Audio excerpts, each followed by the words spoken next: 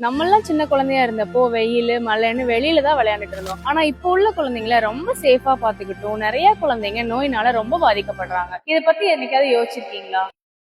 இது குழந்தைங்களுக்கு மட்டும் இல்ல, நம்ம எல்லாரோட லைஃப் ஸ்டைலும் இப்ப ரொம்ப மாறிடுச்சு. ஆனா நல்லதுக்காக மாறல. ஸ்ட்ரெஸ், ஜங்க் ஃபுட், நைட்டு ஃபுல்லா தூங்காம போன் நோண்டிட்டு இருக்கிறதுன்னு இந்த மாதிரி மாறிடுச்சு. நம்ம சாப்பிடுற சாப்பாடு கூட நஞ்சாயிருச்சு. கெமிக்கல், பிரிசர்வேட்டிவ்ஸ்னு, ஏன் நம்ம சுவாசிக்கிற காத்து கூட இப்ப சுத்தமா இல்ல. முக்கியமா நம்ம உடம்பு கொடுக்கிற சின்ன சின்ன சிக்னலை கூட நம்ம இக்னோர் பண்ணிடுறோம். இதுதான் பின்னாடி ஒரு பெரிய நோயா வளர்ந்து நிக்குது. ஆனா இன்னும் ஒண்ணு கெட்டு போல. நம்ம லைஃப் ஸ்டைல்ல ஒரு சின்ன சேஞ்சஸ் பண்ணாலே போதும். அது கரெக்டான டைமுக்கு சாப்பிடுறது, கரெக்டான டைமுக்கு தூங்குறது, ஹெல்தி ஃபுட்ஸா சாப்பிடுறது, எக்ஸசைஸ் எல்லாம் பண்ணி ஸ்ட்ரெஸ் இன்னும் கொஞ்சம் கண்ட்ரோலா வச்சுக்கிறது. இந்த மாதிரி சின்ன சின்ன ஆக்டிவிட்டிஸ் எல்லாம் பண்ணாலே நம்ம இதுல இருந்து மீண்டு வந்துடலாம். சோ நோய் வராம இருக்கணும்னா ஃபர்ஸ்ட் நம்ம மாறணும். நம்ம மாறினாதான் நம்ம குழந்தைகளும் மாறுவாங்க. இத மறக்காம எல்லா அம்மாங்களுக்கும் ஷேர் பண்ணுங்க.